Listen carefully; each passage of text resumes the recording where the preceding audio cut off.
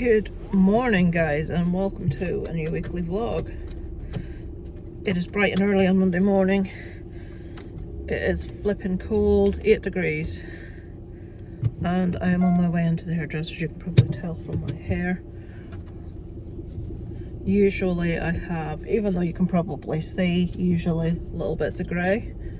Usually I have like my, you know, that spray that you see on the telly when your woman's having the pizza delivered and she sprays her grey roots. Well, I get that for my grey roots because I don't go as I think probably you're supposed to go every 8 weeks. Ow! But I can't afford to go every 8 weeks. Ow! Ow!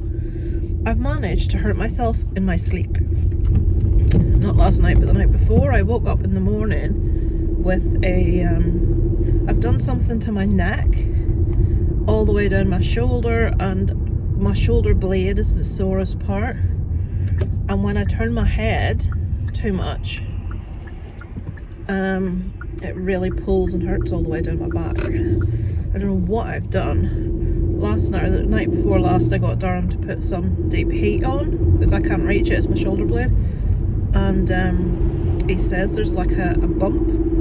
Now, surely to God, how have I pulled something and I've got a bump? You know what I mean? I have no idea. But it kills today. It hurts today worse than it did yesterday. So I don't know what the hell I've managed to do in my sleep. Fucking athletics. I have no idea, but it hurts. So, yeah, look at them bloody roots. I hate my hair when I don't... I used to just be able to wash... No, okay, it probably looked like I was pulled through a hedge backwards, but I always used to just wash my hair. Headlights are off, yes, because it is the morning. We're going through trees, so it wants the headlights on.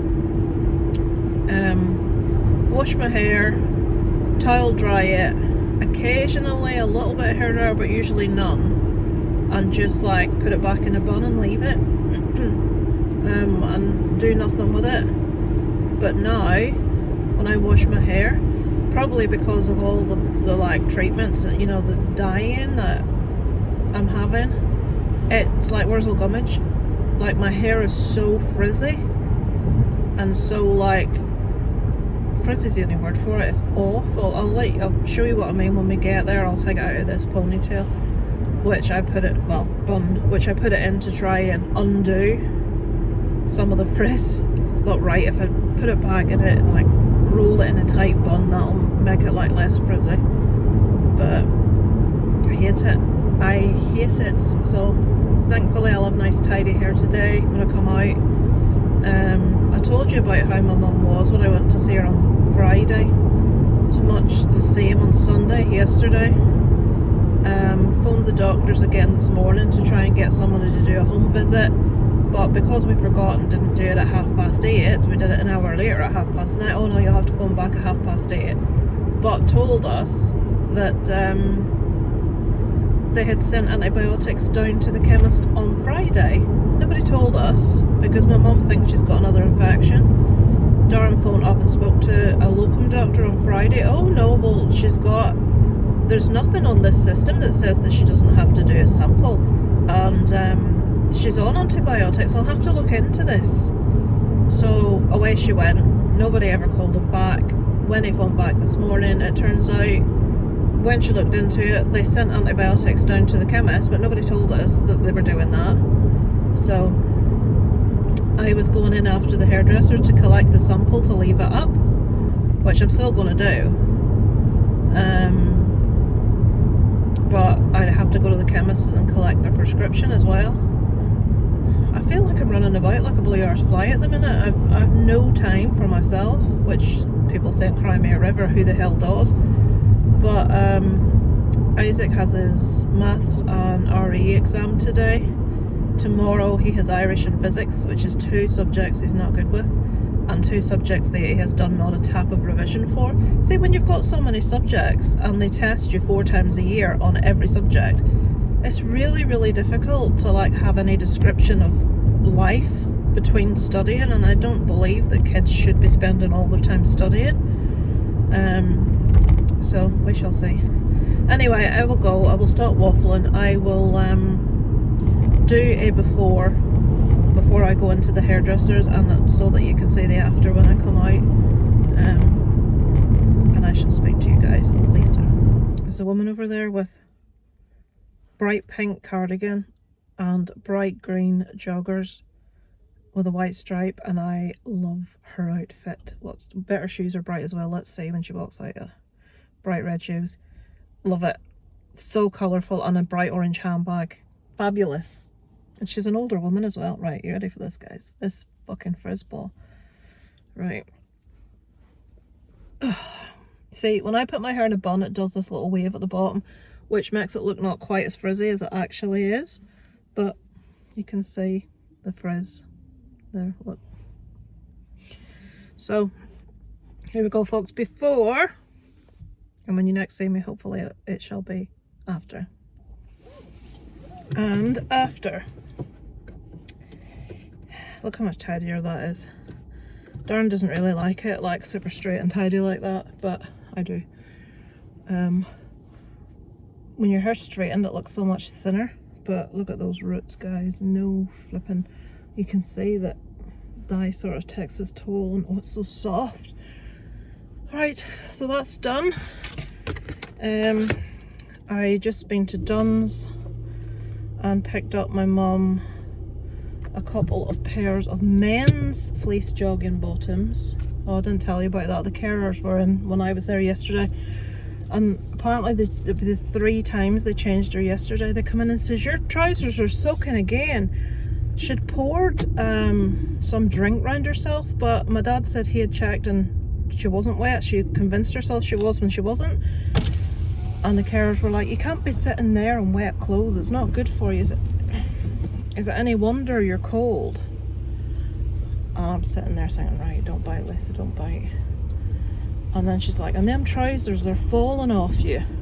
You need some new trousers. Like, right. And then she came out with something else, and I'm thinking, oh, the next thing was, what are you eating? Are you eating loads of bread? Because that's why you're constipated. You're eating too much bread. You need to look at your family changing your diet. So basically the whole time she was there, she was like poking fault with everything that she could poke fault with. There's a woman that really badly wants run over because she keeps walking in front of my car. So it's like, the reason my mum has trousers that are big for her in the waist is because she needs ones that they're like a size 12, but I had to get them from Long Tall Sally because the way my mum sits, the trousers ride right up her legs, and if you get ones that fit around the top and the waist, they are like just under her knee when she sits down.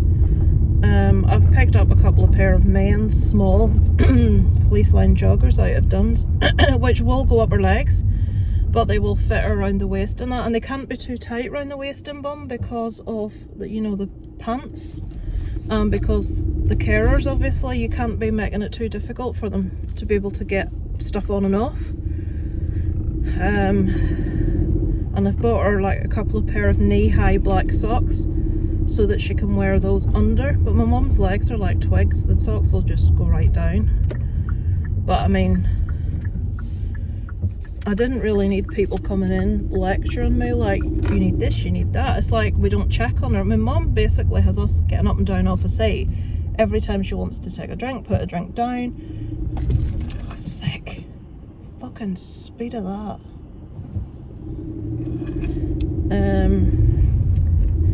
So I've picked her up those. I'll take them now when I'm having to bring her sample up. I'm leaving it up even though they're sending down antibiotics just to make a point. Plus I would like it testing to see if there is an infection there, or if the like doolally that she's got and the complete and utter like ragdoll is just all MS, or whether a persistent infection is adding to it. I don't know. So so like really easy for these people to come in for like 10 minutes a few times a day and judge people, but you know, the insinuation that you let people sit in wet clothes that you're aware they're sitting in, and you're not getting people clothes that fit them, and people don't know the fucking amount of clothes I've bought my mum. But she's lost about 2 stone very quickly, quite rapidly, you know, recently. I would say in the last few months. So give her these trousers. Not that I think it's going to make a blind bit of difference. They're going to be too short. And as for like getting people to, you know, like she likes toast and she likes pancakes and stuff, but they're like, well, you're going to have to change your diet. Getting my mum to change anything is like, yesterday she's at the stage where she can't hold a cup properly to drink, even out of a straw. She can't manage, her whole side's paralysed and the other side's not much better. So I've got her this thing that like gamers use and people that are recovering from operations that can't sit up use, where it's like a big drink canister, but it's got a big long bendy straw attached to it, like a tube, and that can clip onto the side of her chair, and she just has to have the tube on her knee, and that's how she has a drink. She doesn't ever need to hold the thing, she doesn't need to lift it. Oh, I don't think I like the idea of drinking out of a chair. I says, so you'd rather have the idea of spilling stuff around yourself and being changed out of your clothes 3 or 4 times a day? It's like, oh, there's loads of people parked in here. It's so frustrating, because it's like, clearly people park in here that work nearby. It's not people that live here, and it is extremely irritating. So there's like usually no cars up here at all, and there's 5 at the minute. Right, I'll park here, go and get this sample, give her these. And my dentist appointment for tomorrow, I got a text when I was in the hairdresser, please don't forget your dental appointment tomorrow at 3:10. And about 15-20 minutes later, we're sorry to tell you your dentist appointment tomorrow has been cancelled. And I have to come in with groceries for my parents because I was at the dentist. But now I have to come in with groceries even though I've no other reason to come in. So, ugh, trying to save Pearl. Darren sent a photo, I don't know what it is. I shall check in with you guys later. Give me flipping patience. See this eye? I always have this runny part here. So I went in to my mum's. I got her 2 pair of joggers and long socks. And I went in and I could hear, where she sleeps is the room right beside the front door. And I could hear her shouting, and I'm like, what the hell? And I've gone in. Your dad's left me lying here all morning. Blah, blah, blah. And she's shouting and giving off. It's just left me here. It's just left me here. And I'm thinking, oh, Christ. I says, hang on. I says, are you not supposed to wait till the carers get you out of bed? Was that not what we arranged and agreed on? He's left me here. He's left me here. He's in the wrong. He's in the wrong. And I've gone in. I says to my dad, right, she's in there ranting and raving that you've left her lying in the bed. He says she's been there about 5 minutes. He says I was just about to go in. And basically she'd had an accident. Between me and my dad, we're trying to manage, which we're not managing properly at all. He can't get the stuff off her. She's like a rag doll, it's the only way I can explain it. And I said to her, are the carers due? And he said they're due any time now. And I said to Mum, can you not wait 5-10 minutes? And she's given off. And when we're in the middle of trying to sort it out, the carers come. Because I'd said to my mum, because I took my dad's side in it, and I says, look, you were meant to wait till the carers come. You know, I says, it's not me trying to be nasty. I said, there's going to be an accident. He's going to put himself out of commission. Well, I'm supposed to be the priority here, she said. I says, what about him? And then she did what she always does, where she starts crying. And then the carers came, trying to make us out to be like really horrible and nasty. And she's going, don't worry, love, don't worry. Everybody has accidents, don't worry. Trying to make out we're being angry because she'd had an accident, which was not the case. The case was she was being really pushy with my dad. And my mum at the minute is just completely, all she thinks about is herself and her needs, and nothing outside of that matters. And I'm trying to say to her, no. I said to my dad, you have to say no. I'm not going to leave her there if she's in an accident, blah, blah, blah. And I says, something's going to happen. I said, and she's going to end up having to be put somewhere that she doesn't really want to be, like that Gulgorm home that she was in before. He says, oh God. And I said, something's going to give. And I said, you can't keep saying yes to things that aren't safe. And she does this crying and like this, like the world's against her, because she won't listen to the word no. She won't hear it. She won't. And I mean, I've gone uptown, bought her new trousers, bought her new socks, and she's in there crying to the crying to the carers that, you know, that we're awful. And I'm just fed up to the fucking back teeth at the minute. It's like, it doesn't seem to matter how much I do. I said to her, you're both my priority. I said, I worry about both of you. I said, it's not just one person. I says, okay, you've got more complex needs, but you need to not be so, and I actually said to her, selfish-minded. I says, you need to not be so selfish-minded. I says, it's not a nice thing to say. I said, but you have to think about other people and their capabilities. And my dad says, you're just wasting your breath. And Darren has told me the same thing. He says, your mum can't think of anything outside her own needs because that's how her brain works now. He says she just is incapable of doing it. And I says, well, my dad needs to learn to say no. And my dad won't say no. So somehow, every day, regardless of what mood I'm in and how things are, and today was fine. Okay, I have to go home and read over loads of physics and Irish, which I'm not entirely happy about, but I always manage to be like dragged down and go from a normal okay mood to just being made feel shit again and have stuff to worry about again. And it's, at the minute, it's constant. It's going, when other people have relatives that are ill, and I know people probably think, well, you're lucky you have your mum, I wish I had my mum, and I shouldn't be complaining. And when other people go through their parents being this ill, it normally isn't for a long time because they're dying, let's just be honest. But my mum has been this ill for a long time, and it's really fucking difficult.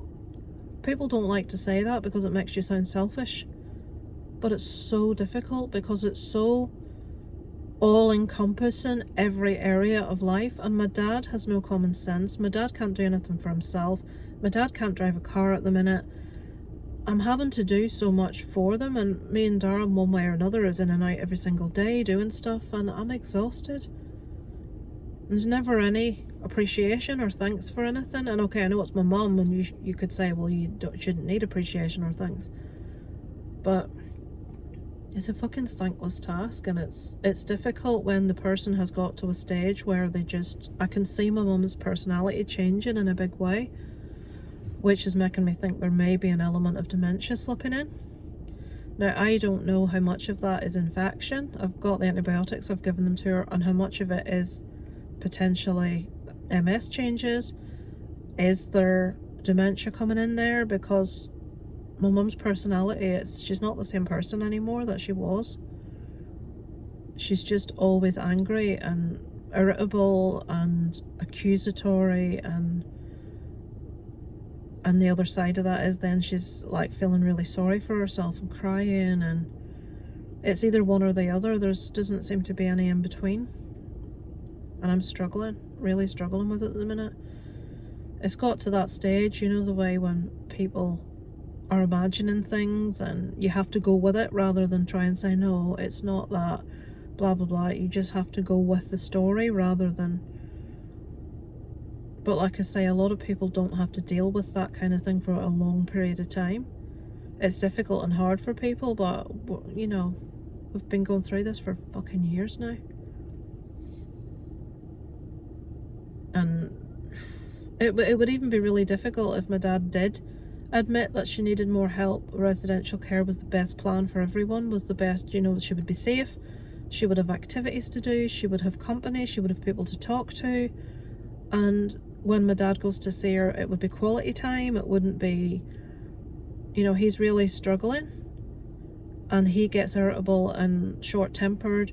She is irritable and short-tempered, and they just don't get along together at all. And then I go in and I have to hear all of it. Your dad's doing this, your dad's doing that. And I'm like, yes, because he's burnt out, he's exhausted, he can't take much more. And then it goes round in circles. Well, put me in a home then. And then when you try and arrange something, then she cries when the social worker comes out because you're trying to put her in a home. There's no answer to any of it.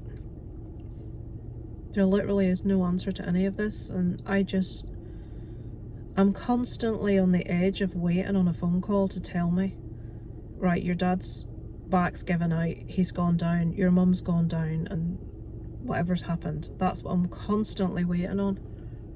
And when I go in to visit my mum, it's never a visit, it's always get me this, get me that, do this, do that, sorting stuff out. Like yesterday we came in and Darren had to take my dad down to look about getting a new TV, then he had to take him to somewhere to get gas tanks because he uses gas tanks for the cooker, and you know, it's running to get clothes, making food, feeding her, you know, everything is constant.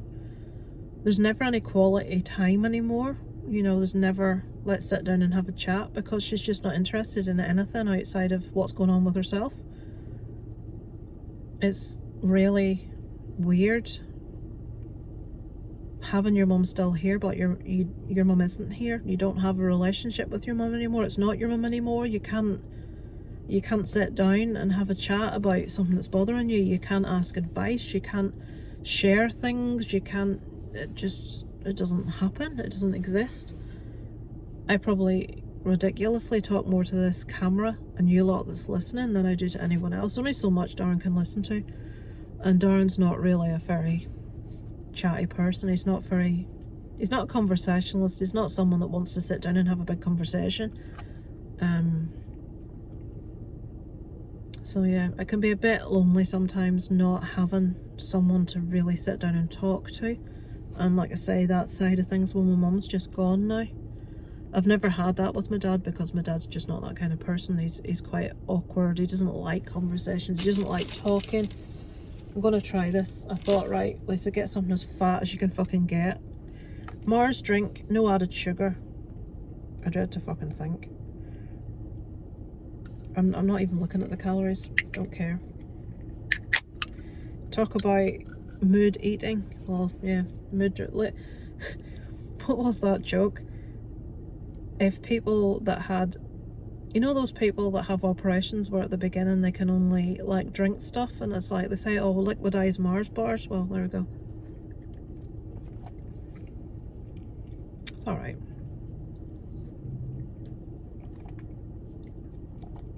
I think oh yeah, I have had this before, but in like a carton with a straw.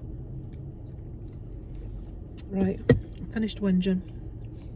You guys maybe think I'm awful, but you're my sounding board, you know what I mean? Sometimes you need to just get it off your chest. So I've just got it off my chest now. So I'm gonna go home and start into this flipping physics. Joy. Right guys, I shall speak to you later. Hello guys, it is, I don't know why my knuckles red. I don't think it's lipstick. I keep trying to rub it off and it won't come off. It is Tuesday. I spoke to you yesterday outside my mum's in a bit of a slump, shall we say. I'm not going to sit and chat all day today. I'm on my way in. My dentist appointment was cancelled today, but I've still got the groceries to bring in. I'm going to see if she fancies like just a run out to the local, like there's a shopping centre closer than the one we usually go to, just so she can like get out and look around, or she might not be up to it. She might say I'm not able to, so we shall see. Got a load of like bank stuff sent through today from the treasurer from Scouts to go through to sort out what different payments are, which is going to be fun and games. So I'll probably do that tomorrow. Isaac has his Irish and physics exams today. Irish is just not going in, but I think a lot of that is because he's not making a particular massive effort with it, because he knows he's going to be dropping it and he hates it. But he keeps coming down to me, I can't do it, because last night I said, Isaac, there's no point in me helping you with Irish because I can't pronounce the bloody words. And I says, we're spending half the time you trying to figure out what I'm saying and laughing at my pronunciation, and that's not getting us anywhere. So I says, look, go upstairs and have a look over yourself what you know you have to learn. And I WhatsApped him a screenshot I took from an app they use in school, well, not just school. There's an app called Google Classroom and there's one called Teams, and the teachers post any updates or information on there. Isaac never checks it, even though I've got both the apps loaded on his phone. All he has to do is click a button, doesn't. I had checked it, I knew the list of stuff that they had to know for Irish, I had screenshot it, He hadn't checked. I'm like, right, I will WhatsApp you the screenshot. Go up and look over. Didn't even open WhatsApp, didn't even look at it. Come back down, I can't do this, it's not going in. I says, Isaac, what can I do to help? I don't know. And that's what I'm dealing with. He won't do anything to help himself. There's like little exercises they could practice on the computer, like where, you know, like they have, it's like multiple choice, which one, you know, like it's a computer thing. And you know how repetition sort of helps, you know, but he just had no interest in doing it. And last night I had no interest in getting started shouting. Darren was getting hacked off, he was beginning to shout, and I'm thinking, I can't be fucking bothered. It's an exam that doesn't mean anything. It's Irish, which he won't be doing this time next year. Fuck it. I says, just leave it. I says, I've got no answers for you. I said, there's nothing I can do. Like, I had to sit and read through everything that they've done in physics this year. Let me tell you that science is not my strong point. So that I could understand what they were doing, so that I could go through the revision guide and help him when I knew he would come home and say he didn't get something, because that's what he keeps doing. They're doing a thing called Hooke's Law in physics, which is about the amount of pressure exerted on a coiled spring and the tension and the extension on the spring due to the pressure. I'm like saying to Darren, what? Honestly, what is the point? It's just brain numbing. Anyway, I read it. There's calculations to how to, like, somebody parked in the brow of a fucking hell. BT OpenReach fan. Worked out how to do it. Isaac came home, then I had to go over it all with him. We got his physics sort of more or less done. And then it was Irish, and I'm like, I was losing the will to live at this point. So we went over it for about 45 minutes, I would say. Sent him up to his room, came down, said he couldn't do it, and I says, right, well, just leave it then. And that's what happened last night. And that's not like me, I'm sure, but I thought, I just can't be arsed. So, especially since I know other kids aren't having any help from their parents, and Isaac does start to need to do more for himself, but he has no, and I suppose it's no different from most other young lads his age. They don't want to learn, they're not interested in school, they don't care what they get in their exams. But it's stressful when it's your kid and you know that to get a job or to get anywhere, they're going to have to pass those exams. They don't have to be super intelligent, nobody's expecting that, but you know, when all his friends start to go off to university and he wants to go, if he doesn't have the grades, he won't be able to go. Not that he has to go to uni, but most people he's friendly with are at that school or will be going to uni. They're super, like, intelligent. Callum, for example. I'll go, guys. I shall catch up with you later.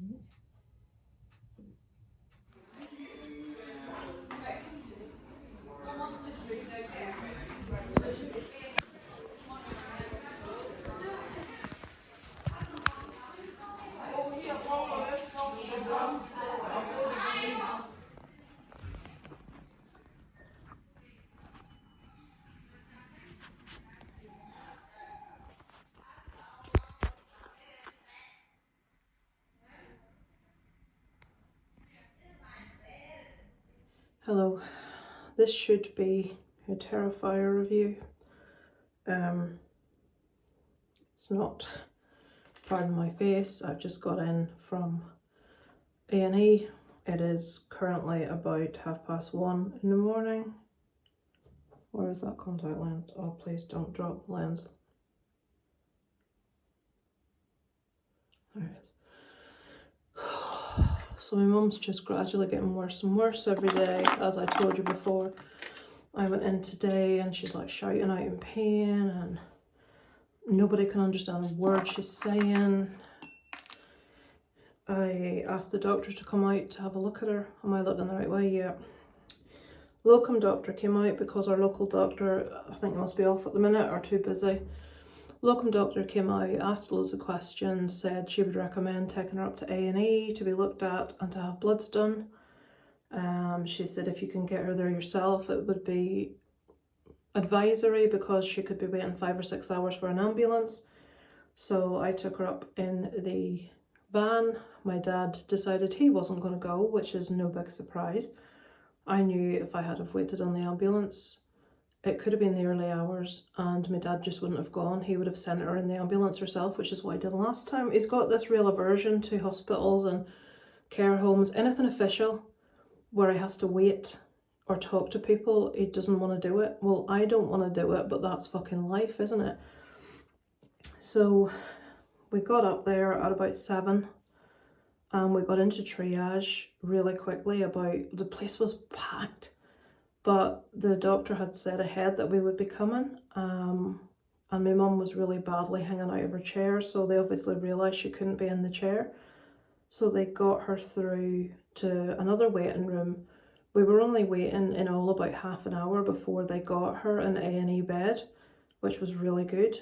It was still wet from the last person, like, you know, though it's plastic and they rub it down. So when it dried, they changed the bed, they got her in it. They changed her because she'd had another accident. My dad had her to the toilet about 4 times in an hour-and-a-half period. And she didn't do anything anytime she went, but she kept getting leakage on the pad. I mean, that's maybe TMI, but she's not right. She can't get words out. I've actually recorded some footage to let you see what I'm talking about. I think it's important to sort of like be open about these things, but she's just not in a good way. So yeah, I've put little bits of footage as to how, like an example of her trying to take a drink to show you what I mean. She's really badly dehydrated, I think. The doctor said she could probably do with being put on a drip and for IV antibiotics because maybe the oral ones just weren't hitting it, and I agree. So I took a little bits of footage in the hospital as well, but very little. I'm very conscious of the fact when stuff's happening and I always forget to record, and I'm trying to document life for myself as well as anything. But basically we were there. I left at midnight. I'd been there 5.5 hours, sat in a hard chair, my back, I can't even tell you, I want to cry. I have the headache from hell that's very quickly going to become a migraine, I can tell. I hadn't eaten since 10 o'clock that morning. My mum was just on my back the whole time, like ranting and raving and complaining at me, and the only words I could catch were like, there's a lot of your dad, you're really impatient, you're this, you're bossy, and just having a go at me the whole night. Meanwhile, in the ward opposite, there was a man actively dying. His son was in pieces, that was crying. There was people with delirium, screaming and shouting, and my mum's complaining about glasses, cardigans, and wanting people to wash her and wanting her vape, and she self-obsesses in these sort of situations. And I was so sore and so tired and my head's banging, and I got impatient at yet another of the times I had to get up, and I says, look, when I'm up, is there something else you want before I sit back down again? And oh, you're so like your dad, there's loads of your dad in you, you're so impatient with people, you're so bossy. And I thought, you know what? And I says, you what? I just lost my rag. I said, there's nothing I don't do for you. And I says, then there's never a word of thanks. There's never any appreciation. I says, I've had it to the back teeth. And I sat back down and just said nothing. She went to sleep. I made sure she had her last meds of the day. Nobody came near her, no nurses, no doctors, no nothing all evening. Nothing to drink, so I had to go and make sure that I got her drinks, and I got them down her, no straws, no nothing. I managed to get her to have 2 big glasses of stuff. I managed to get her bedtime meds down her so that she'll sleep. But left to the hospital, there's nobody going near the room. They're not giving her any drinks, they're not checking on her, they're not making sure she has meds. They're just leaving her until the doctor's available. And I went at about midnight and I said, look, is the doctor going to be coming soon, or is it going to be the morning? I said, because I can't sit any longer. And they looked at me like I was a piece of shit. And I mean, I was in such pain, I could have cried. And I couldn't, I can't even tell you, I'm just shattered. And well, I don't know what we did. It could be a few hours, it could be the morning, it could be 8 or 9 in the morning. So I said, look, because I waited till my mum was asleep, I didn't want to leave while she was awake. And I said, I'm going to have to go. I'll call to find out what's happening, what ward she's in. I'll be back tomorrow. And they just couldn't be any more dismissive and no information. Don't know. I don't think you should be in there for 5.5 hours and have nobody come near you and not have a doctor come and see her. They think she's got a really bad UTI leading to kidney infection, and they haven't even put her on a drip, nothing. Meanwhile, nothing to drink. Dehydration makes it worse. Darren just come to get into bed, so I've come into the bedroom while he uses the bathroom. Yeah, but leaving someone for 5 hours with a potential really badly dehydrated system, MS, bad infection, potential kidney issues, and she's left for 5 hours with nothing to drink, nobody checking on her. Blood tests are meant to be back in A&E a maximum of 2 hours. All I wanted to know is, are you going to admit her or are you going to send her home? That was all I wanted to know. But 5.5 hours, they couldn't tell me. So I've just had to leave and go home. It was torrential rain. They'd closed off the road for me to get home. I was in my dad's car, which is a rickety old bucket of shit. It has no sat-nav. I've had a nightmare getting home. It's about 2 o'clock, I think, now. I haven't had my sleeping tablet, which I'm supposed to take at 8 o'clock, so I'm not going to sleep. No point taking it now, because it will just make me dozy tomorrow when I need to go see what's happening. I'm just scunnered, folks. I've just had it to the back teeth. And see stuff like, look, I know everybody has their own problems, and I know people's problems are worse than mine, don't get me wrong, but see when you go on Facebook and see people slabbering and complaining about shite, bitching about each other and complaining about nothing, I can't even. People with no problems are the one that complains the most, you know. People that don't have any complain more than anybody else. Anyway, I'm going to go because I've nothing really pleasant to say. Again, you're my sounding board, folks. You maybe think, Jesus, that girl's always complaining, that because you're who I complain to, you're who I sound off to. And I know I have a small, intimate group of people that watch these. I deliberately keep them private for that reason, which is why there's not a lot of subscribers. I don't tell people about this channel. I keep it to myself. I have a few trusted friends that know, and that's it. And that's how I shall keep it. I shall catch you tomorrow. Hello guys, I'm aware the angle is terrible. Am I looking in the right direction? I'm having a busy day, so I'm going to keep looking here instead of here. So I'm just putting a bit of makeup on my face. Not loads, just enough to not look dead. So it is, I don't even know what fucking day it is. Is it Thursday? It's Thursday, guys. And the light in here is bloody awful. I need like somewhere with natural light to do this. I don't even want to put foundation on, to be honest with you, but I find when I'm really stressed, This is like a lighter foundation. Something called Kiko. Someone called Heather recommended it to me. It's not really heavy and it's not massive coverage, which to be honest I probably need massive coverage with the colour of my flipping face right now. Why is my forehead shiny? Oh well. So it's Thursday. My dad is going up today to see my mum. I am going up this evening. I will be going up tomorrow afternoon. This is where you hammer the face off yourself. My brain is, let's be really sexist, my brain has gravitated to male brain. I can't concentrate on more than one thing at once right now. I'm sure there's exceptions to the rule. So I'm going up tonight to see my mum, and I did something really naughty last night. I'll admit it to you. Don't usually do this. Well, I used to do it more. I don't tend to do it for new films. I've been so desperate to see Terrifier 3, I found a cam download online and I watched it last night. It wasn't like the best quality in the world, but it certainly was a really good cam. There's illegal downloading admitted online.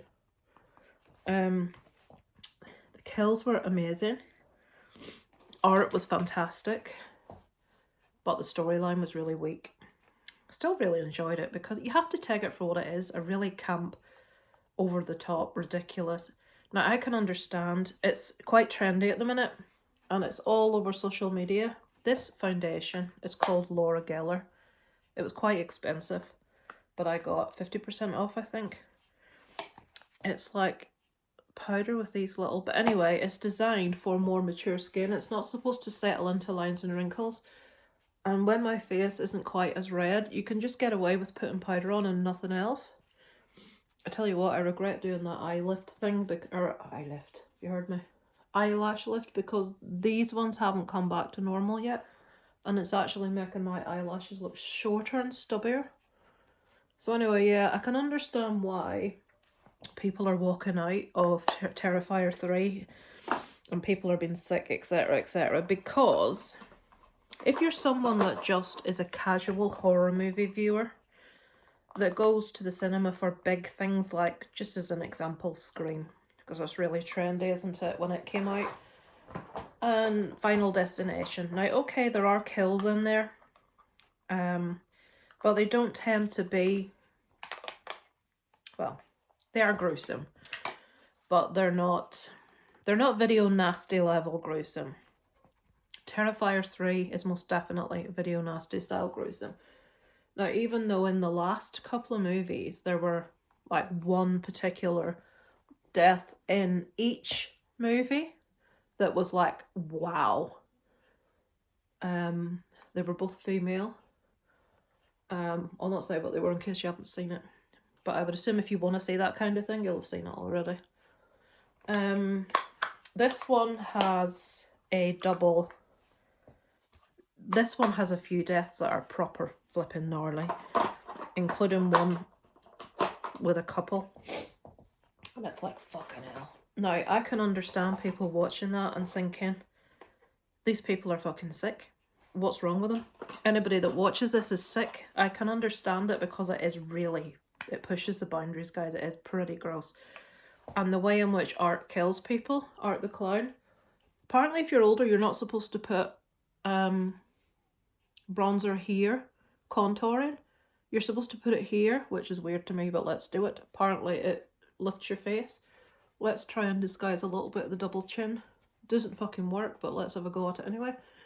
I could do with like one of them, you know, like Boy George does, where he paints his neck black. That's what we need to do to disguise my double chin. I'm all over the place today. Nothing I'm saying is making any sense. Yeah, Art is a mime artist, or David Howard Thornton, that plays Art, and he doesn't speak in his movies, and he enjoys killing people, and he does a lot of pointing and laughing when he's done something particularly graphic, and he does quite a few things that are particularly graphic in this film. if you're a massive horror fan and you've always watched horror and you don't take horror particularly seriously, like myself, you know the difference between a massive horror fan and someone that enjoys horror but it's not really their thing in how they react to movies like this. A massive horror fan will probably find a lot of it quite funny because it's so over the top. It's like, fucking hell, I can't believe they're doing that. And it does make you laugh. And I did in certain cases go, oh, you know, because it was bad. But and the special effects guys were incredible. You can tell the difference. The first movie had a £35,000 budget. The second one, I think, might have been 65, maybe more. Don't quote me on that, but I think this one's 2 million. And to be honest, in each case, the main thing I like them for is art. I think art is absolutely hilarious. I think David Howard Thornton has created a real horror icon in art. But these movies are not for the casual cinema goer at all. It was very, very brutal. It's taken the scenes that people talk about from the first two movies and it's amped it up to 10 by doing it multiple times in this movie. There are multiple death scenes that's like, oh my god, I can't believe you're doing that. And I know, guys, I'm making a complete ham-fist mess of this. I'm not making any particular effort. I just want to make myself not look sick and dead. That's all.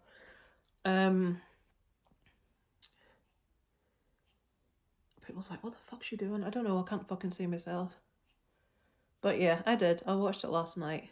Smile 2 is out today. I think it came out yesterday, actually. No, today. It's Thursday. And I really, really want to see it. I really enjoyed the first one. But at the minute, my time has pretty much all been spent in the hospital or doing necessities at home, like helping Isaac. He's got Spanish tomorrow, so I'm helping him with his Spanish, which I can actually do. I've written out. He has to do a written thing on his family, his hobbies, what he looks like, all that stuff. So I've written a massive thing out with a few ideas for him, which we'll go over tonight. He's also got a ton of stuff to learn for a listening exam tomorrow. Today, I don't think he had any exam today. He's potentially bringing a girl over on Saturday. This is the girl that he went shopping with before, who's called Kyra. Very pretty. I've only seen a photograph, but she's really tall. She's like head and shoulders taller than Isaac. Darren says she looks about 16, easily. Maybe older.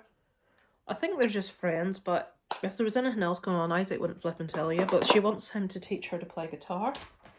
So he's asked if she can come over on Saturday. So I'm like, I don't see why not. As long as her mum knows where she is. I says, I don't want her mum thinking she's at a female mate's house.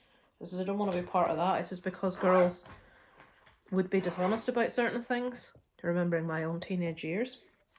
So we'll see. So I'm going up to see my mum tonight, and I may, if I can make the showing in Antrim. The hospital's in Antrim, and there's a cinema about 4 minutes from, you know, when stresses are going on, people are probably thinking, what the fuck are you thinking about going to the cinema for? Because I need my mind to be completely distracted. It's why I've been like throwing myself into Scouts admin stuff, and I'm really in the wrong position, am I? And colouring in my eyebrows.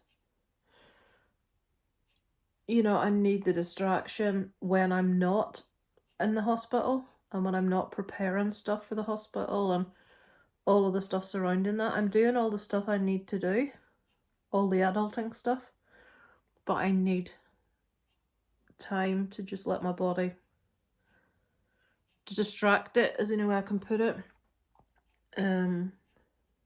So this is weird. This is like, what's it called? Ulac. It's for your eyebrows, and it's meant to be like I know the light's terrible. It's meant to be like a, you know, for like my sort of coloured hair. But the powder, is it called pomade? The powder is like dark brown, which would have been, you know, like would have went with my old hair colour. And then there's like a cream's the wrong word. like a waxy stuff, and it's like more ginger. So I don't know. I don't know what that's all about, but it's on my eyebrows. Do we put the eyeliner on? I don't know. You see, these eyelashes are coming right up. You probably can't see it. Look at the fucking state of that. So I'm thinking if I can get to the cinema on time, I'm thinking of going to see Smile 2 before I come home. There's a showing very close to visiting hours kicking out, but it would mean that I'll probably be walking in the middle of like trailers, and that's not something I like to do. So we shall see. Depends how I feel as well, I suppose. If I have a particularly bad experience, and then people, you probably should really, that should be when you go. I suppose I've done that really wrong. Of course I have to do it really wrong on the side that's visible to the camera, don't I? And then you're forced to do like a really big wing when you just wanted it to be a little subtle one.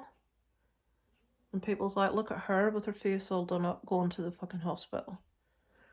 It's just because I'm so tired of people telling me that I look sick or I look tired. Darren coming out of the garage is doing a Halloween mask and boiler suit for some guy. Some guy's paying him 40 quid to make his cheap Michael Myers mask into a Halloween Kills one, you know, the burnt one, and his a boiler suit. Can hear him outside talking to the neighbours. So he's in the garage spraying a load of shit. The guy's getting a fucking bargain, but Darren does a really good job with this sort of thing. I think 40 quid to achieve like a hand painted, you know, mask, screen accurate, and the boiler suit being done as well, I think is a fucking steal, personally. But there you are. What else? Yeah, my dad will be calling me again today. What is that? I'm putting that right in front of the camera. My dad will be calling me today. He called me yesterday. He said she was in good form. She was laughing. I says, well, was that delirium? He says, I don't think so. I says, could you tell what she was saying? No. I says, is that because you couldn't hear her? Or is her speech still, you know, as bad? He says, yeah, the speech is just the same. When he arrived to visit, she was having a CT scan, which is good. That picks up changes in the brain. MS affects something called the myelin sheath, which is like a coating around your brainstem, I think. And like platelets form and growths and lesions. So they've done a CT scan. Hopefully when my dad goes up today, they might have the results of that to discuss with him. So he said he'll phone me when he gets home. And then I'll go up this evening. I'm going up again tomorrow afternoon because I've got scouts tomorrow evening. They're building their cockpit, so we're trying to collect loads of cardboard and stuff. Oh, I really wish I hadn't done this with my eyelashes. If I had more time and I gave enough of a shit, I'd do it again to straighten them, but have I got the time? No. Isaac will be home soon, so I'll need to try and get as much of this Spanish done as possible before I have to leave to go visiting. Saturday I'm taking off because Isaac's having this wee girl over, and I just don't want every day to be all about stress. That's Darren. How'd you get on? What, with latex? Yeah, I was telling them what you were doing. Oh, first layer's gone on pretty good. It's just latex and paper towel and slap it on. There's no right or wrong way of doing it. I'll tell you what, now I've got that bottle though, Isaac next year, he's going to have one hell of a bloody outfit. What bottle? Oh, latex? Yeah. Oh, what are you going to do? Well, it depends what he wants to do, doesn't it? If he does anything that's horror zombie based, it is so nice to put on fabric. You know, I tried doing that one before for his Voorhees when he had to use a varnish, and it just goes on so nice and chunky, splitty, messy, gory. Or your outfit. if I can get you in a gory one. I don't think I need any more gore than my You need a actual gory face. outfit with your pretty little hat face. Darren has been saying this ever since Sue said that I had a hat face. You have got a pretty He's little been... hat face. Maybe it's because it covers some of my face up. Because you got a big round head like your dogs. Pity you couldn't get a hat for your chin. That would be good to cover that. That would be a multitude of Have you just invented something again? Chin hats. Chin hats? Yeah. I need a face hat. Right, so that's some slap on my face. That's something done at least. Dogs are lying on top. I'll show you in a minute what the dogs are doing. The bed I bought them. I'm going to have to buy them a new bed. So yeah, up tonight, see my mum. Potentially go see Smile 2 when I leave. Up again tomorrow afternoon, Friday. Scouts on Friday night. Saturday, we're going to collect this girl, bring her back here for the day. And then Sunday I'll be going up again. I'm going to try and bring Isaac and Darren up, though I might just bring Darren up. Or then I can't. Oh, we'll see. I don't know yet. And I don't know when they're going to let her out. I don't know what the crack is because she doesn't have any infection. All of these changes are MS related. But it's so sudden and so abrupt that it's like they're questioning why is this happening so quick? You know, why has it not been a gradual thing? So they're doing tests. So I don't know how long that's going to go on.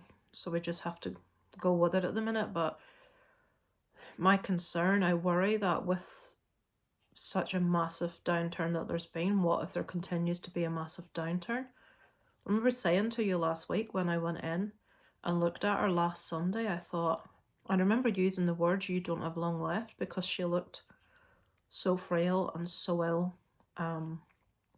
Not like my mum. And that's just, every time I've seen her, it's been worse.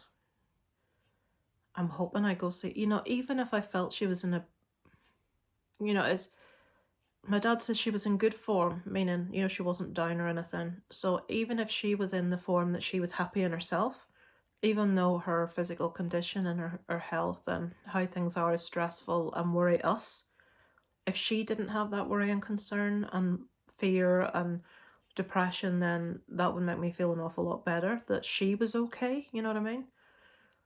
It's like they say with people with dementia, it's harder for the family than it is for the person. And if I felt my mum was coping okay, then if that's the case, is that because she is so ill, she's not really grasping the gravity of the situation? My mum is very, very prone to depression, severe black depression. I have been open about it before. We went through a lot of years of her in and out mental hospitals and attempts in her life and stuff. It was a very, very dark time for the whole family, and my concern is that we go back there. I'll just have to wait and see what happens, and obviously, as always, I'll let you know. I'm hoping to get to see this on the way home to just lift my mind a little bit, just a bit of escapism for a couple of hours, and then back on the grindstone tomorrow. So I'll keep you updated, guys, with how she is when I go tonight. Yeah, I shall speak to you later. Right, this is what these dogs are doing. On the teddy head that I bought for them, that they're supposed to be inside. They refuse to go inside it. They want to crush it and sleep on top of it.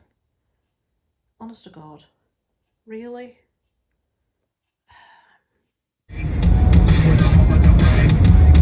Freedom of speech, that's what they say. We're taking a stand, we're making demands, we're protecting the children, we got blood on our hands. This is affirmative, but you keep backing that shit for the hell of it. You keep acting like you don't have skeletons up in your closet that you don't want to talk in. Pushing the narrative, aren't you proud to be an American? There's nowhere to run, nowhere to hide, arms away, kiss it goodbye. Stay down, don't fall like the rest of them. One nation under a big eye. There's nowhere to run, nowhere to hide, arms away, kiss it goodbye.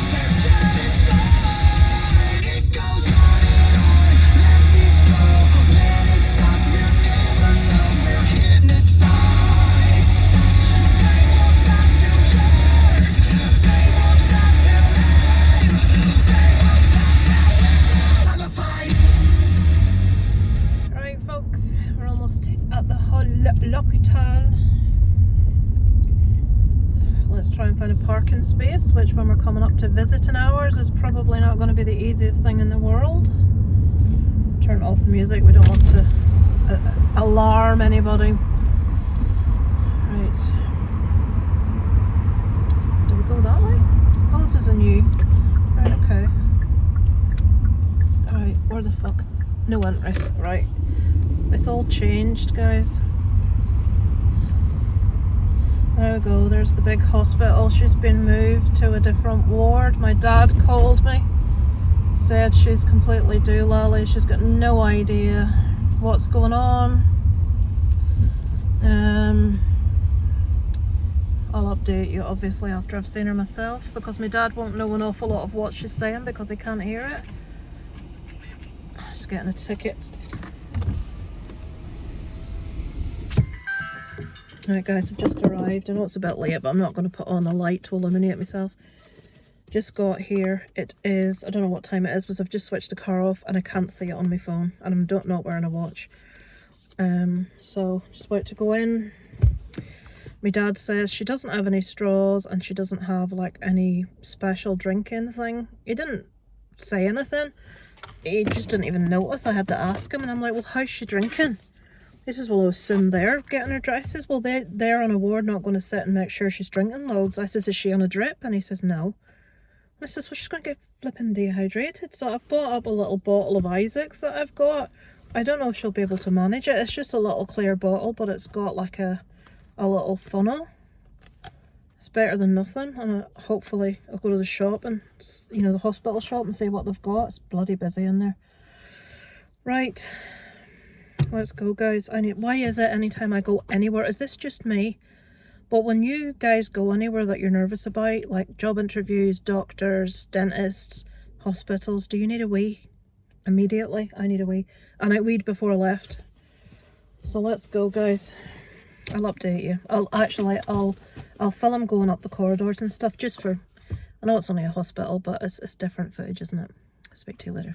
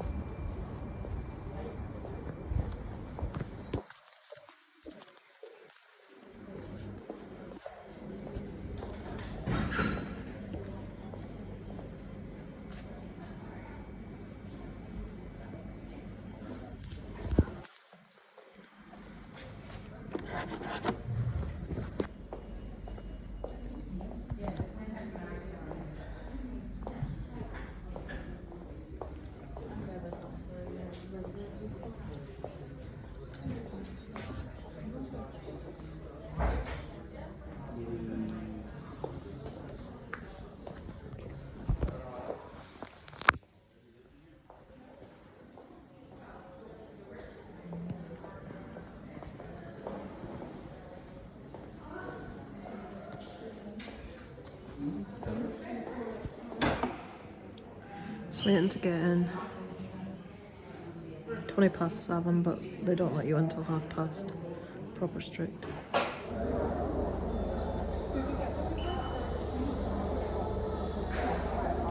Regulates UK ads wherever you see them. Oh, yes. Whether you love them.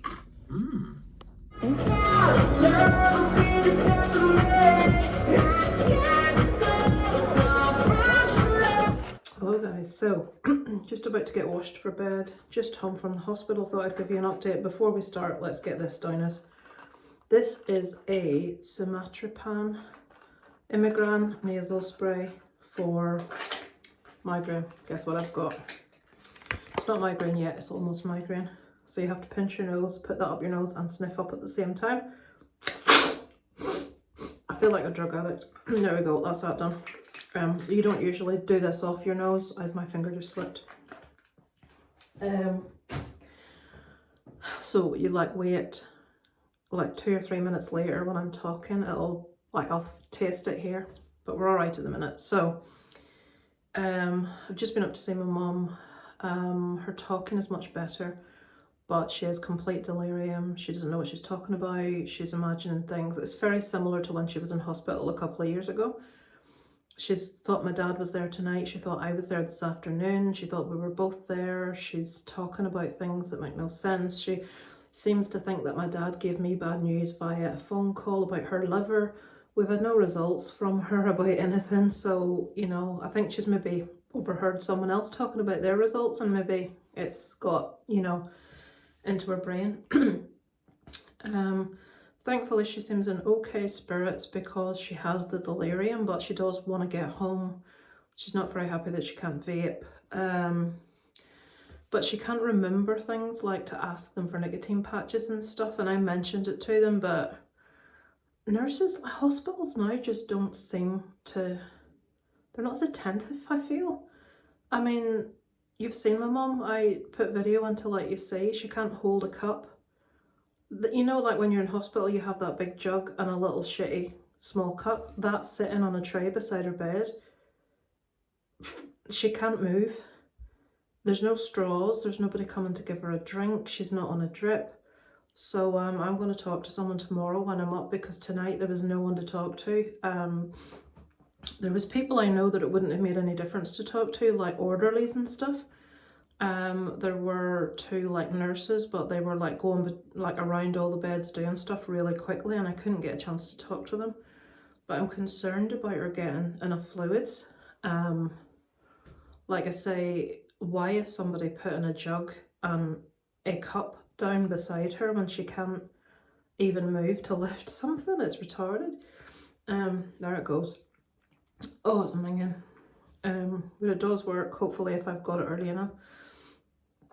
The nurses I packed 4 pairs of pyjamas. My mum went in, as you know, on Tuesday night, but I left on Wednesday morning in the early hours and she was still in the same clothes she came in on. During the course of Wednesday and Thursday, I was up this evening. She has gone through all but 1 pair of pyjamas, everything. She's like, I've got 3 bags of washing. So I'm going to have to go in tomorrow before I go up to see her and collect a load more clothes. I've put on and washed tonight, but we don't have a tumble dryer, so it won't be dry in the morning. And there's a few bits she wants me to pick up for her. So we don't know when she's going to go home. We haven't had any results. It's all a bit up in the air at the minute. The one good thing is her speech is improved. I can understand what she's saying, and Sunday, Monday, Tuesday hadn't a clue. Hadn't a Scooby. And now I can understand her, so that's something. So when she gets out, if she's feeling up to it, I'm going to take her out and buy her some new clothes in smaller sizes, you know, like as a bit of a pick-me-up. You know, we'll go shopping and buy some stuff that fits a little bit better for her. I went to see Smile 2 because the cinema is basically 2 or 3 minute drive from the hospital, so after visiting hours, it was due to start in 20 minutes, so I went to see it. To me, it's not as good as the first one. It had quite a bit of gore in, but the creep factor wasn't there. It wasn't eerie or creepy. I really like the girl that acted in it. Kyle Gallner was in it. I love Kyle Gallner. When I saw him, I'm like, yes. But you know, when they get someone just to do a little bit, just for the name, that's obviously what they done with him. He was in it a little bit for his name, not as a character that was integral to the plot. Which was disappointing. Yeah, it was okay. I'd say, yeah, it's worth a watch. Would I say it's worth going to the cinema to see? No. Terrifier, on the other hand, I would say it's worth going to the cinema to see if you're a massive horror fan. Not so much if you're a casual one, because Isaac said to me today he wanted to watch the Terrifier movies, and I says absolutely not. But why? But why? But why? Now, me thinking, if he went in and asked his dad about that, his dad would say, no, that's a bit much. I said, go and ask your dad and see what he says. He goes in, blah, blah, blah, blah. Yeah, I'd suppose, yes, whatever, as long as you know it's not real. And he comes in and I'm like, what? I'm like, what? I says, no, I draw the line at that, I'm sorry. It's the thing with Art the Clown is the glorification and the amusement at the violence, and it is very, the first 2 are very, is the word machoistic, you know, like glorifying violence against women. Now, I'm not saying I think the film is wrong. I'm not saying I think it's like any of these things, but if you're an adult, you understand that, but if you're a 13-year-old boy, I don't think his brain's developed enough to be watching stuff like that, so I've said no. I've said to him, watch Scream. Now that's obviously like, I says watch Halloween, watch Friday the 13th, see how you get on. I said I would rather you watch the Saw movies than watch Terrifier. I said Terrifier is too much. And Darren comes in, well, there's no nudity in the first one, thinking it was because I had a problem with nudity, which it isn't at all. I don't want to watch nudity with Isaac because it makes me feel uncomfortable. I don't care if he sees it and I'm not there, because bodies are bodies, you know what I mean? And I'd be a very naive mother if I thought 13 coming 14-year-old boy was not looking at nude women somewhere. Hang on.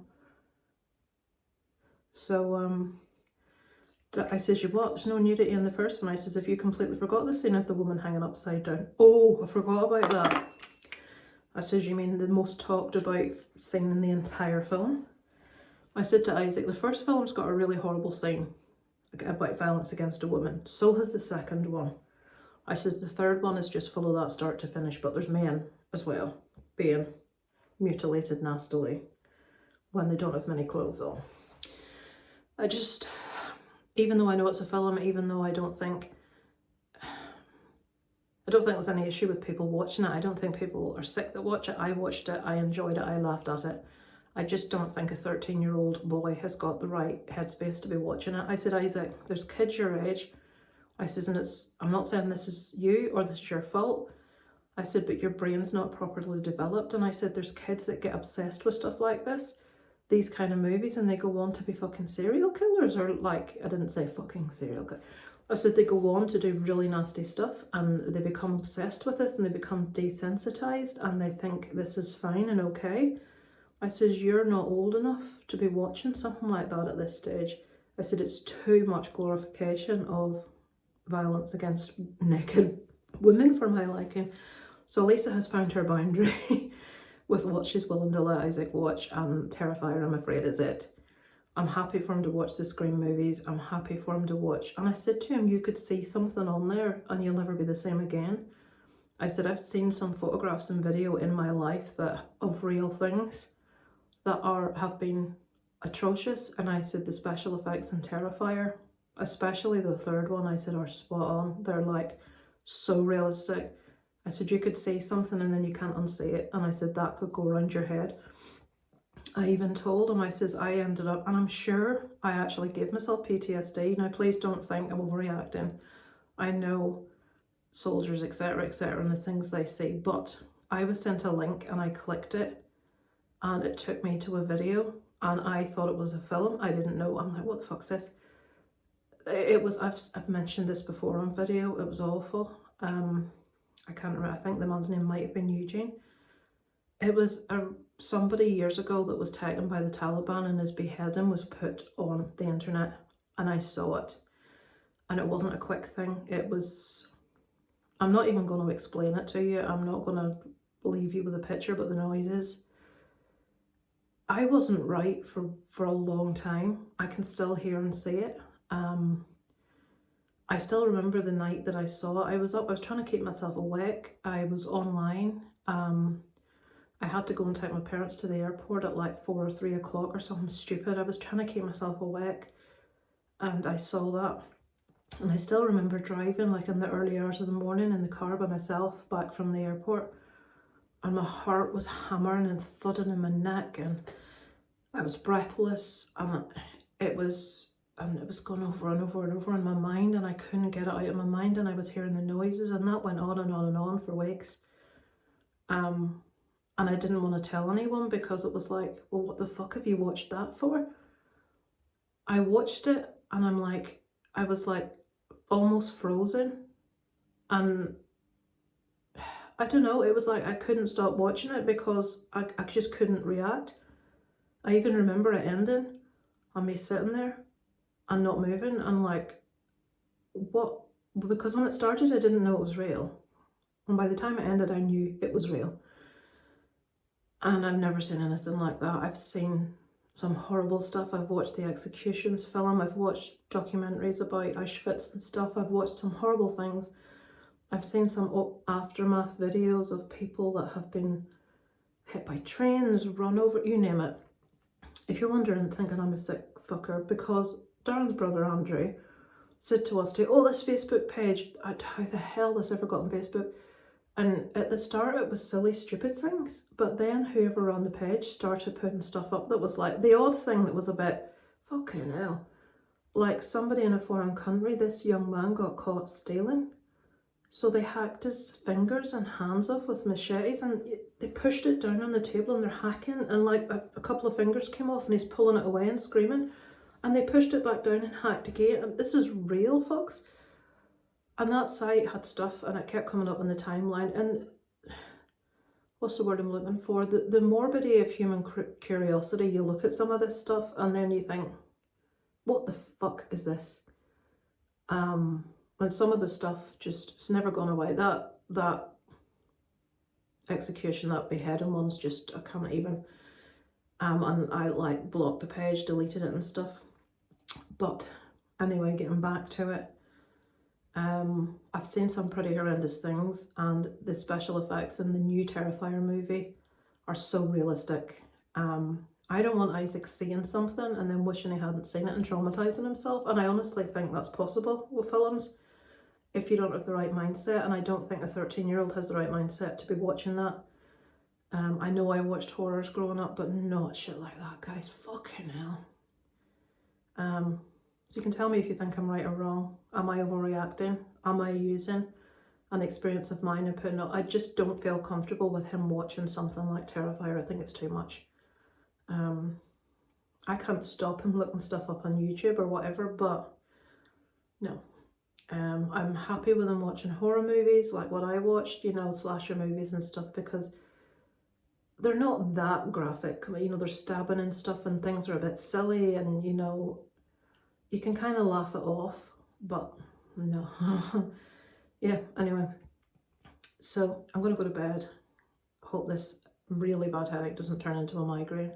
Now I've put them pictures in my head again, which I fucking hell, I shouldn't have spoke about that. But I honestly do believe that I gave myself some sort of fucking PTSD looking at that. And I've never been right. And I physically wasn't right for quite some time. And even now, if I think about it, I could vomit. And it's not even... I can handle horrible things and gore and stuff like that. It's the reality of what was happening, and it's the reality of what that man must have been feeling and thinking. It's the reality of knowing that that man's children and wife may see that they know it's there. That would they be one day curious and they want to see their dad's last moments and click on that video and what they would see. I can't get my head around it, and I was filled with so much hatred for the people that were doing these things. And I know they do it all the time, and I know it's nothing new, but I did not need to see that. It was fucking shocking. Anyway, Liam Payne's jumped off a balcony today, hasn't he? From One Direction. And the receptionist said that they worried that he was going to hurt himself or he was going to jump off a balcony. And I wonder, because he was trashing the room and going crazy, but I wonder what made them think he was going to go off the balcony. You know, stars and rock stars and stuff and pop stars have diva moments and wreck shit, and, you know, but why would you think someone was going to go out the, you know, what a waste. I mean, I've heard stories that he wasn't the nicest of people and exes had restraining orders. I don't know if any of that's true. It's not my bit. I don't really care. It's just such a waste of someone 31 with a 7-year-old child that he's very close to, that poor child. And it's in the public eye. And how long will it be till there's photographs of that going around the place? I mean, there's already that. Is it TMZ that have posted a photograph of his arm and his tattoo on his, like, midriff? There's nothing graphic. Darren showed me. He was saying, look, this bloody company have put up a photograph showing, you know, you can tell it's him because of the tattoos, but all it is his lower arm and his midriff, and there's nothing, you know, there's no blood, there's no nothing. But it's still, you know, that went out apparently before it was public knowledge, and there may have been extended family that didn't know. But for that photograph to exist, it means the full, well, I read the article and the newspaper said they have photographs of the body, the entirety of it, but they didn't obviously want to publish it. Why they felt the need to publish anything is anybody's guess, but how long's it going to be before that's circulating and that guy's got a kid? It's public you know, like, and I'm a curious person too about stuff, but do I think we need to see photos of people dead? No, I don't. I'm all for movies and stuff, but no, I don't want to see. As I get older, I'm more affected by stuff like that because I think about the family, and I had the news on in the background today, and every time the news came on, even the local news, any news came on, it was talking about it, and some of the way it was talking about it was very sensationalist, and I'm thinking, this poor family can't get away from this. It's almost like it's an entertainment story, and every time a programme came on, I mean, This Morning was on, there was a big thing about it. Loose Women came on, there was a big thing about it. The news came on, there was a thing about it. Then the local news came on, there was a thing about it. And then this evening, it started again. And I'm thinking, that poor family. It's not like, fair enough. You know, like when someone dies that's famous, maybe because they're older, because they've been ill, sad to report the death of, blah, fine. But we don't need, you know, the sensationalist manner in which it's been reported. You have to think about his friends and family, and it must be fucking hard. Anyway, I'm going to go to bed. I've been waffling for fucking nearly 20 minutes. Apologies. Yeah, I'm going to go wash my face and go to bed.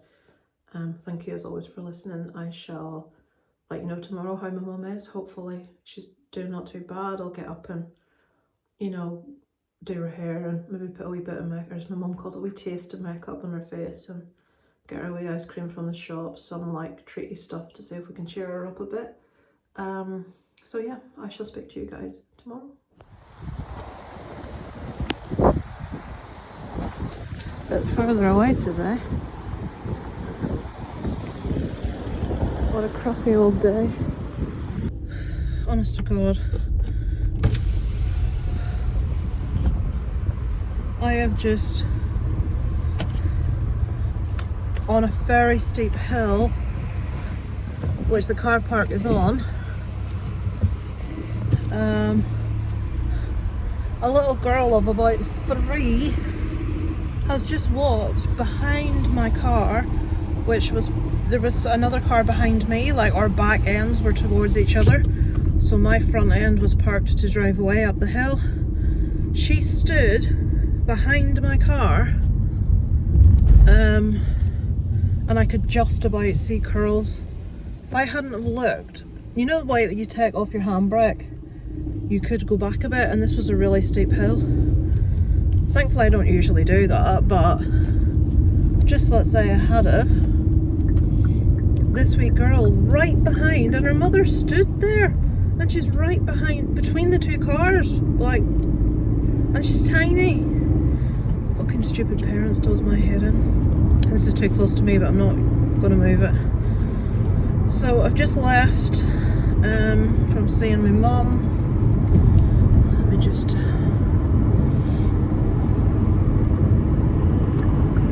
fucking traffic. Much the same as last night. She's in okay form. She really wants to get home. She's gasping for a cigarette, as in a vape, but she's in a ward, so, and our ward is full of old women, old crones, and the one beside her is just a complete and utter cow. So I've left up a load of pajamas, did her hair for her and stuff, made sure when I went in, one of the nurses was giving her a cup of tea, so that was good. She's had a full cup of tea, she's had biscuits. She'll be having her tea soon. She told me, vegetable soup and wheaten bread and a strawberry mousse for her lunch. She still has delirium. She's imagining things. She's imagining that people have told her they don't want to tell her what's wrong with her until they have all 3 of us together at once, and I'm like, they haven't said that. I says, when they have any results back, they will call me dad right away and let him know. I said, at the minute, I says, and to be honest, I don't think there'll be anything of any note back until Monday, because coming into a weekend, you don't really get many specialists that work. So I hope they're not going to keep me for like a month. I says, no, I says, I can't see it. You know, you may well get out next week. So we'll see. We'll see what happens. But she's much the same as last night, which, while it's not amazing, is better than she was when she went in. So we have to be thankful. As my mum would say, be thankful for small mercies. Tonight is Scouts. And they are building, all of the trips bar Isaac's are doing planes, like external, and it has to be big enough for someone to sit in. The other option was to do a cockpit, which I thought was the much easier option, but that's the one that Isaac's trip are doing. So they're doing a cockpit, the other ones are doing the exterior. So we've got a shit ton of cardboard and bits and bobs to bring in. Hopefully they manage. I've printed out some like dials and stuff to like stick on. Sort of tried to give them a bit of an idea as to, you know, how to go about it, but I can't really interfere when I'm there, you know what I mean? So we shall see. I'm really bummed. Like, I've sorted out so much with all those badges, and like I have to look at every meeting and work out what tasks they're doing and what badges they're going to contribute towards. So like tonight's task will contribute towards the badge for teamwork, working towards a goal. There's one for air activities. There's another one that I can't remember. But so everybody's bragging. I forgot to put the activity badge for crafting. And after this one activity, everyone is entitled to the craft badge. And because there's 25 scouts and we only have 10 craft badges, we don't really have stock of badges, never much more than 10, because usually at least half of the scouts have the badge. Because like Isaac's been in scouts 3 years now, as have numerous other scouts, but none of them have this craft badge. So because I didn't preempt this and order loads of craft badges, I've ordered it now, but it's not coming until tomorrow. And I really, you know, it would have been nice to have it to give the kids tonight, but not going to have it tonight, so they're going to have to wait till next time, which is a pisser.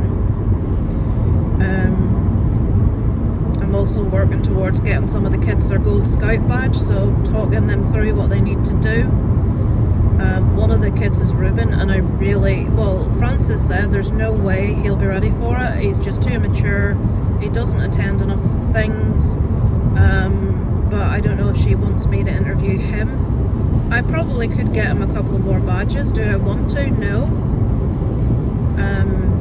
So we'll see. I really, you know, because his parents have been really rude to us since we brought up. The thing I don't understand is if Isaac had done what their kid did, I would be mortified and I'd be really apologetic, and I would make sure that Isaac had apologised. But they just won't even accept that he's done anything wrong. They just won't have it. And they've been really arsy with us because we suggested that their son had been hitting, pushing and shoving Isaac for a matter of over a year. And that's why Isaac finally lost his rag about it. They won't, nope, that's absolute rubbish. It's like, fucking check yourself, mate. There's a reason why your son has no friends, and he's still holding on to a friend, might I say a very tolerant friend, that he's had since primary school.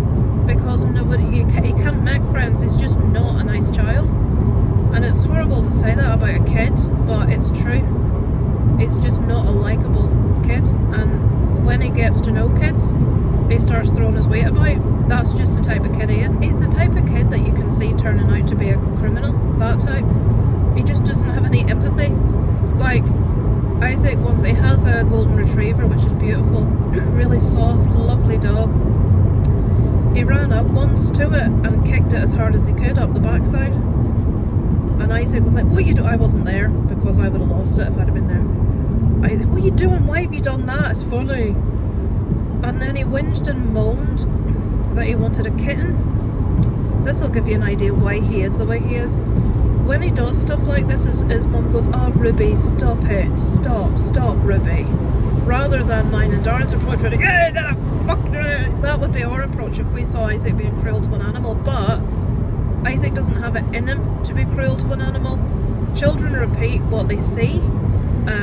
Like, the only occasion I've seen Isaac do anything is when someone was excuse me, clear my throat. When someone was like moving a cat to the side with their foot, and Isaac went to copy what they were doing, and the person thought that Isaac was trying to kick the cat, which they weren't. They were copying what they'd just watched happen.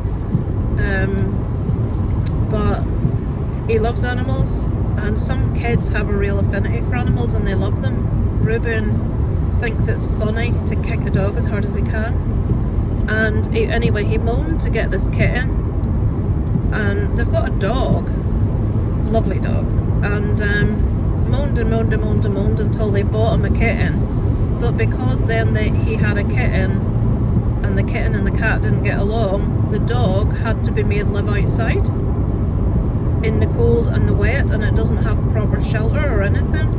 And it's like, because he wanted a kitten, they've done this on this poor dog.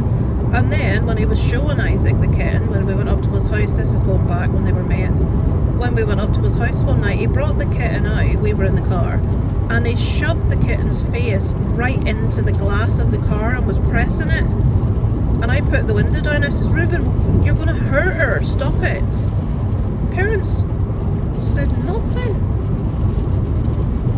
And it's just, his behaviour is, I can't even tell you. I think that kid's going to turn out to be a criminal. I really do. I'm not just saying that because of my history with him. It's just something, you know, that empathy thing, it's missing. It doesn't exist. He doesn't have any empathy, and that's one of the first signs of fucking serial killer. I'm not saying he's going to be a serial killer.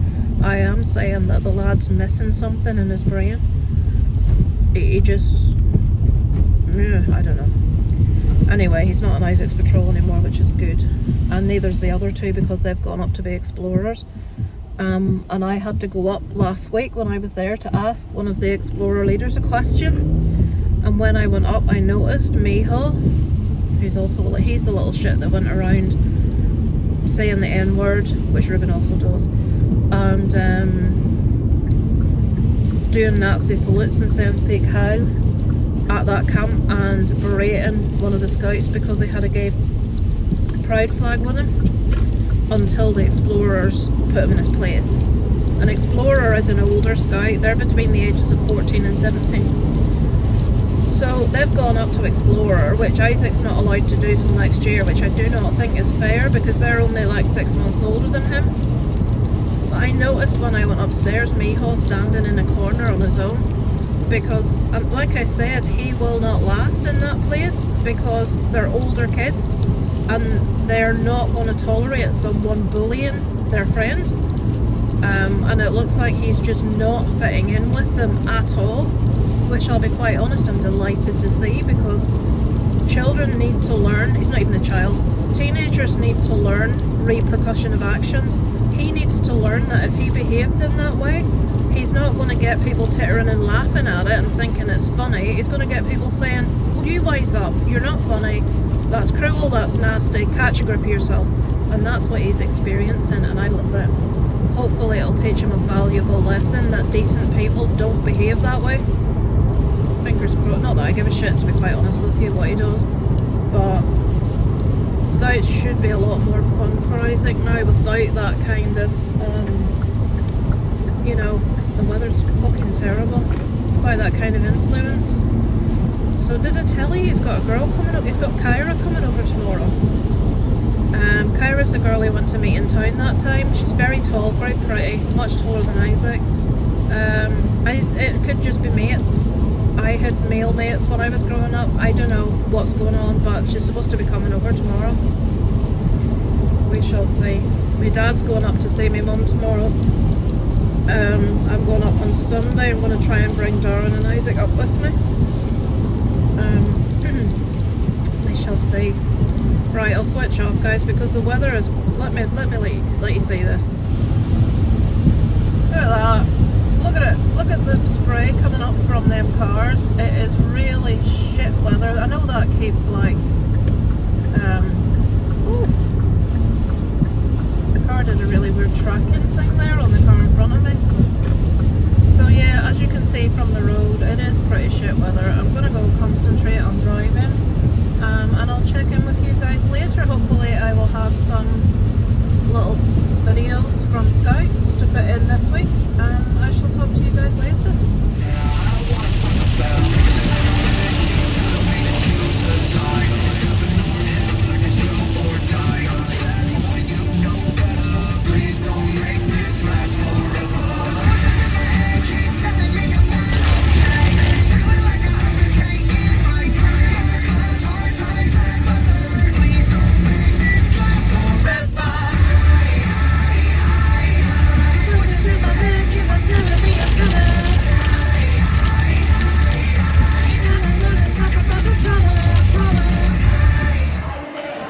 Cockpit building, let's see what they're up to. Team Tiger are building a cockpit there. Let's have a look. There's Ola and Alicia and Isaac getting on well here. Let's go and check somebody else out. Got Bryony and Daniel doing some cloud work here. We've got Devastation here. Just failing, getting stuck in. Ethan, they're all getting stuck in over there. Paul getting in on it over there. And there's birthday boy, Eli. There we go. Let's move on to the next team. So we've got Emma, Lauren, Joe, Oscar. And I think that is the back of Emma. So much, look at how tidy it is here, folks, compared to this one.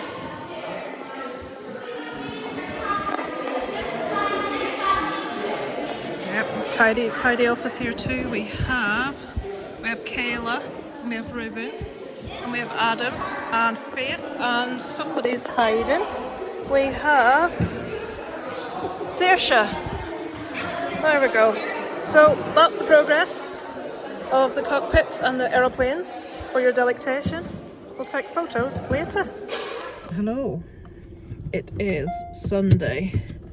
I'm putting this on to close off the vlog. Nothing really new to tell you. Scouts went well on Friday night. I'll have either put footage in or I'll put footage in now that I took for the parents.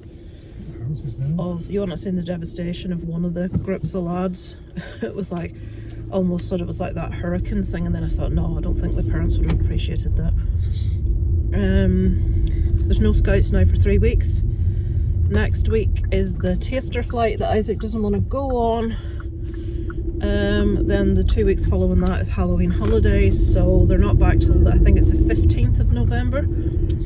I thought on Friday night we could go see, there's this film called The Wild Robot. Yeah. It's an animation and everybody is ranting and raving about how good it is. Jamie Powell said it's his favourite film of the year so far. Well, that was his favourite up until he saw this. Loads of adults, it is an animation, but loads of adults are saying they absolutely love it. So I thought we could do that on Friday night. Next Monday, not Monday coming, but the one after, is the screening of Trick or Treat, where it's like fancy dress. So we're hopefully doing that. And then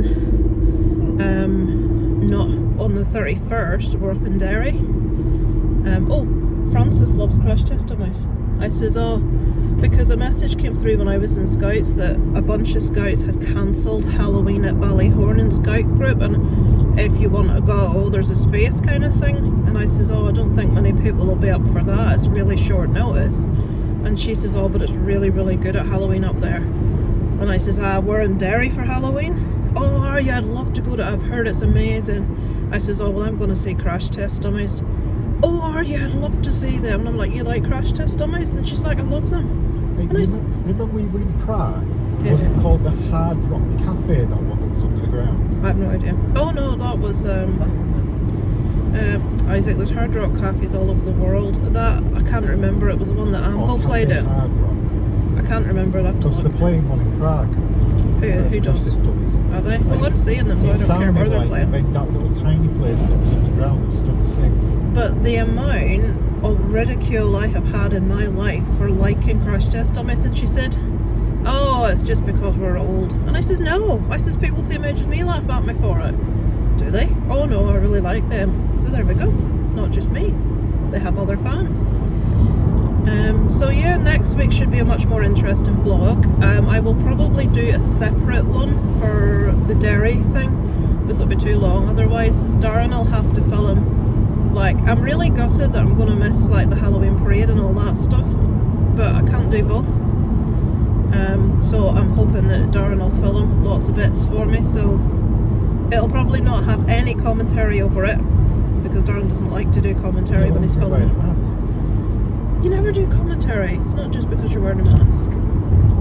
So Darren, I told you his outfit. It's the Michael Myers, Bill Shatner, like, mismatch thing. Isaac's doing Slipknot. Is it Corey Taylor's character? Yeah.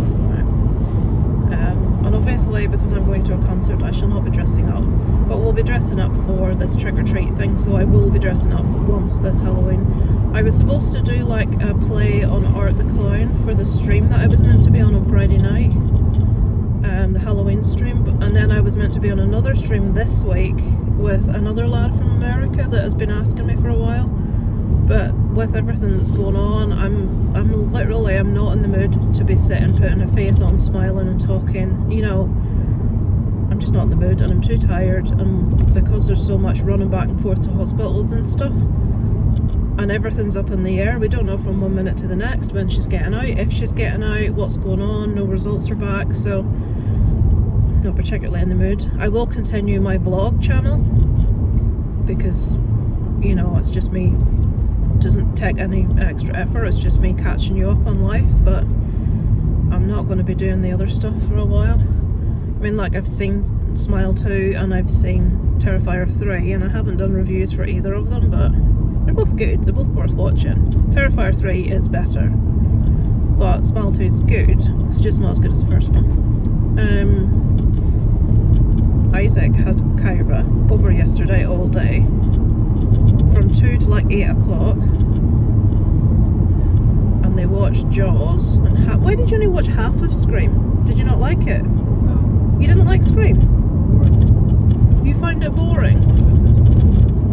Goodness sake. But you didn't find Jaws boring? That surprises me. 13-year-olds preferred a movie from 1975 to a movie specifically aimed at teenagers. Really surprises me. Did you not find the scene at the start of the woman being stabbed really horrible? I thought that was one of the most shocking. That woman, Isaac, is called Drew Barrymore. I'll tell you who she is. You know the little girl from E.T.? Yeah. That's who that woman is. And she is a massive Hollywood actress. So, and she was like on all the posters, and it's like, oh, Drew Barrymore's in Scream, and then they kill her within the first 10 minutes of the film. And everybody was so shocked because she's such a big actress that it was like, they kept that secret so well. I thought you'd really like Scream. He told me he didn't really like Scream. That's why he bought it. Whoa, what's he doing? It's probably Gus. It's a wire. Oh, I saw that, yeah. I never saw that till we were almost under. It's Storm, it starts with an A, and I've forgotten what it is. It's a woman's name, starts with an A. No, it's not Alexandria. It's a storm today. Probably shouldn't really be out of the house, to be fair, but if I don't go out of the house, nobody's going to be going up to see my mum. My dad got a letter from the honestly, it's constant. It's like having someone in their teens that hasn't a clue. Got a letter from the tax office saying that they're going to clamp my car or charge me 80 quid if I don't tax my car. My dad's been caught up in that thing. I don't know if it's still the case in England, but it very much is the case here. That it's really hard to get MOT. The MOT testing stations were found to be faulty, so they ought to be closed down. Oh, there you go. So basically, if you go to book your MOT, you're looking at approximately a 3-month wait. So obviously, because your average person doesn't think, oh, my MOT's due in November, I best check in like July to see about getting, you know. My dad doesn't look into it until he gets the reminder through the post, which comes through maybe a month, but I don't know how long before. But anyway, his MOT... The MOT's have been delayed for 1 and 2 years as well. Yeah, the MOT's with the COVID thing. But I booked the MOT the minute the thing came through for him. His date is the 18th of November. but he can't tax his car because he doesn't have an MOT certificate, and he can't get an MOT certificate because there's no appointments. But there's this thing where if your tax is due to expire, you phone up and they look for an emergency appointment for you. Now it might be nowhere near where you live, and if it is, my dad won't be able to go. And because it's on the paperwork that it's your responsibility to make sure that you've got MOT and tax. And the irony is, my dad doesn't pay tax because it's a disability vehicle. It's tax exempt, so all it is a piece of paperwork. But the problem is he can't phone to get an emergency appointment because the car's not ready for MOT yet, because he's like, oh well, I'll get it ready for the 18th. So I've had to say to him, look, you're going to have to go to the garage tomorrow and see if they can fit you in ASAP. Then we'll have to try and get an emergency appointment. And I said, there's nothing else you can do other than, like when I did some research online, I says, other than take the fine on the chin. That's it.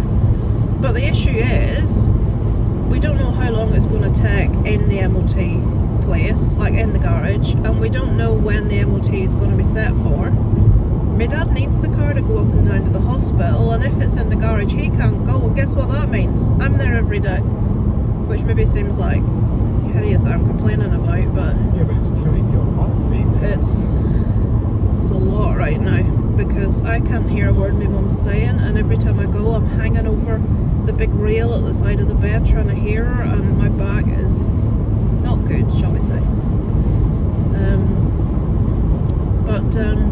I will update you next week with how things are. This was just really to close off the vlog and to sum up the week. No change with my mum, no results back. My dad said yesterday that she thought somebody had kidnapped her. That was the next thing that she was thinking.